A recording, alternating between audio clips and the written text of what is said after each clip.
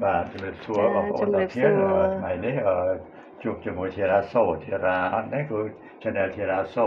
នេះគាត់បានបង្កើត YouTube ថ្មីមួយធីរ៉ាដោយសារគាត់ឃើញបរិយាស្ទូឌីយោនេះមានតារាមកច្រើនស្ទើរបងប្អូនដែលមានឈ្មោះបោះសលេងណាចាសអ្នកល្បីថ្ងៃនេះខ្ញុំឃើញដូចជាមានសម្ដែងរឿងដែរអត់ទេមានលោកគ្រូមាន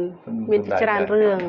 ច្រើនថ្ងៃនេះវិញមកស្ទូឌីយោហ្នឹងគោលបំណងចង់ថតសាកផងចង់បង្កើត YouTube ផងកើត YouTube ផងហើយមិញមើល page ឲ្យមួយហើយអត់ទាន់បានអត់ទាន់ស្អីទេ page នោះយើងអត់ទាន់ set up ទៅចាលោកគ្រូអញ្ចឹងខ្ញុំថ្ងៃនេះយើងបង្កើតហើយបង្កើត channel មួយផុសធារានេះគឺឈ្មោះធារាសូធារាសូនេះគឺគាត់ធ្វើអំពីចម្រៀង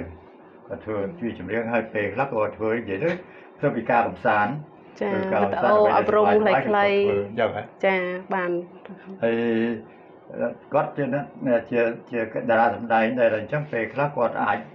ហុសអាសកម្មភាពក្រៅឆាកនៅក្នុងពេលថតពេលអីចាលោកគ្រូតែបើចង់ធ្វើរបៀបច្រៀងឥឡូវមានគេបាត់ច្រើនចេះតែបាត់ពីដើមលោកគ្រូអញ្ចឹងចាតែចេះបាត់អីហើយបងប្អូនកំពុងចាំមើលទេបាត់អីមិនចេះទេដែរឥឡូវសុំដាក់មួយឃ្លាឲ្យបងប្អូនស្ដាប់បទស្នេហ៍ក្រោមលប់ជ្រៃចាលោកគ្រូជួយរាប់ឲ្យកូនផង1 2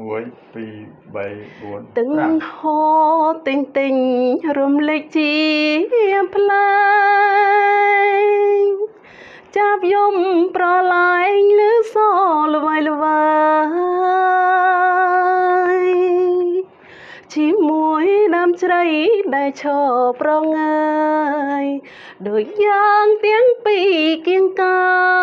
យស្នេហ៍អើយក្រោមច័ន្ទភ្លឺថ្លា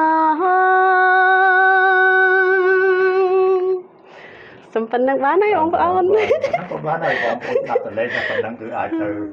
រួចអត់នេះវាតលេងគោកអត់ទាន់ចូលស្ទូឌីយោអត់ទាន់អីចឹងទេហើយតលេងនេះតិចទៀតហ្នឹងយើងថតបទមួយហ្នឹងគឺថតនៅក្នុងស្ទូឌីយោហើយបងប្អូនចង់តាមដានចង់ស្ដាប់បទអីបងប្អូនចូលមើល channel ហើយជួយ comment ឲ្យធីរ៉ាច្រៀងបទអីធីរ៉ានឹងច្រៀងឲ្យបងប្អូនស្ដាប់បានបាទ